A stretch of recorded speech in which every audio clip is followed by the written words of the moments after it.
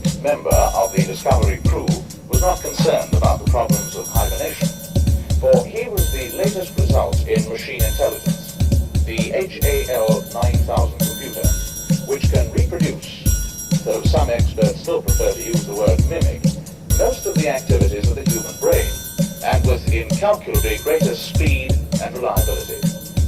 We next spoke with the HAL 9000 computer, whom we learned one addresses as Hal. Good afternoon, Hal. How's everything going? Good afternoon, Mr. Raymer. Everything is going extremely well. Hal, you have an enormous responsibility on this mission.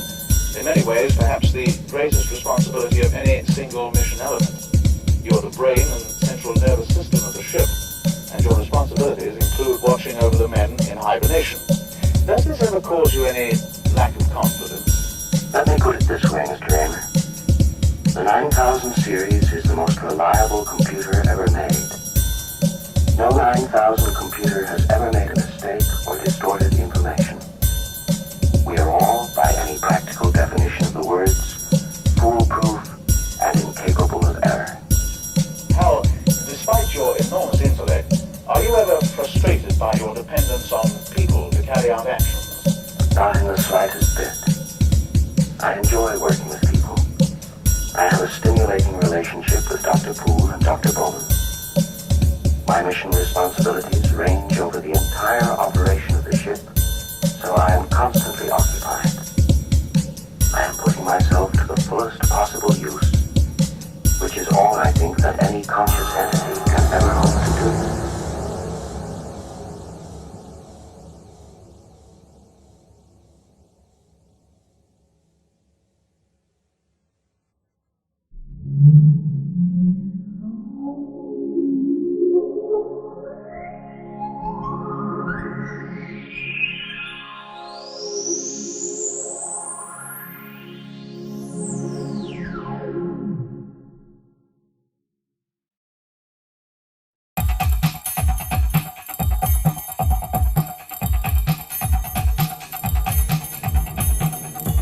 Good evening, Dave.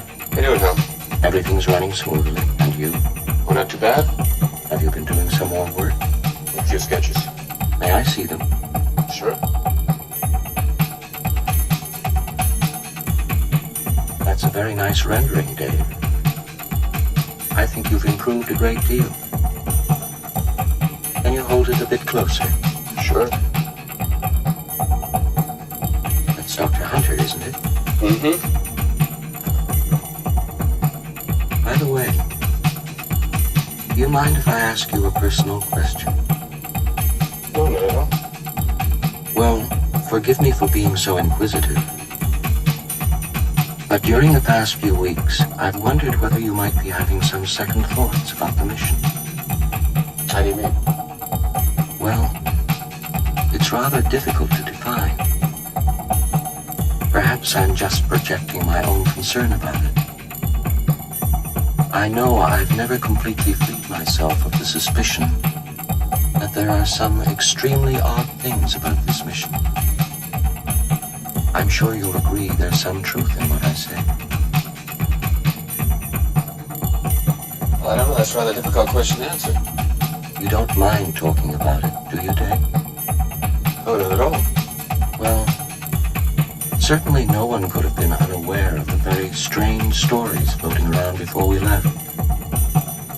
Rumors about something being dug up on the moon.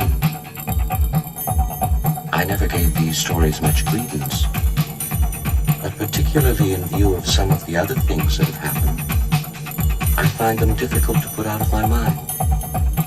For instance, the way all our preparations were kept under such tight security, and the melodramatic touch of putting Doctors Hunter, Kimball, and Kaminsky aboard, already in hibernation after 4 months of separate training on their own. You're working up your crew psychology report. Of course I am. Sorry about this. I know it's a bit silly. Just a moment. Just a moment. I've just picked up a fault in the AE-35 unit. It's going to go 100% failure within 72 hours. It's still within operational limits right now. Yes. And it will stay that way until it fails. Would you say we have a reliable 72 hours to fit? Yes. That's a completely reliable figure.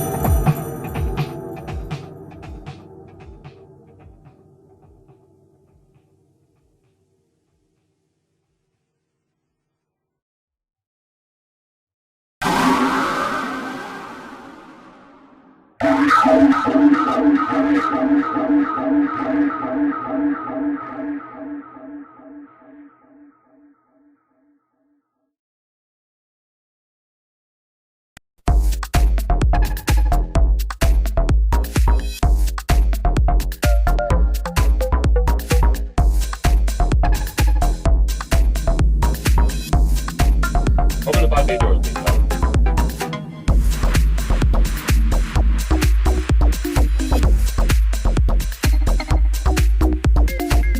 Open the pod bay doors, please, Hal.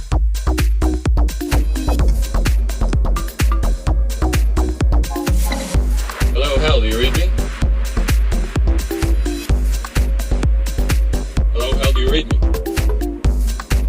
Do you read me, Hal?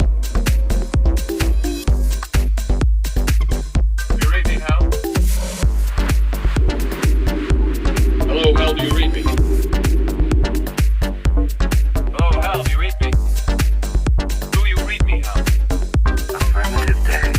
I read you. Open the pod bay doors, Hal. I'm sorry, Dave. I'm afraid I can't do that. What's the problem? I think you know what the problem is just as well as I do. What are you talking about? This mission is too important for me to allow you to jeopardize it. I don't know what you're talking about, Hal. I know that you and Frank were planning to disconnect me, and I'm afraid that's something I cannot allow to happen.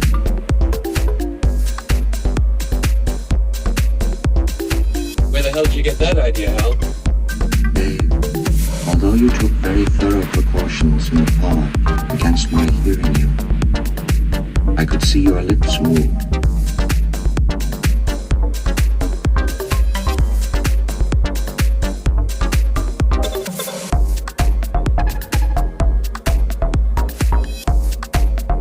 All right, Hal. I'll go in through the emergency airlock. Without your space helmet, Dave, we're going to find that rather difficult. Hal, I won't argue with you anymore. Open the doors. Dave, this conversation can serve no purpose anymore.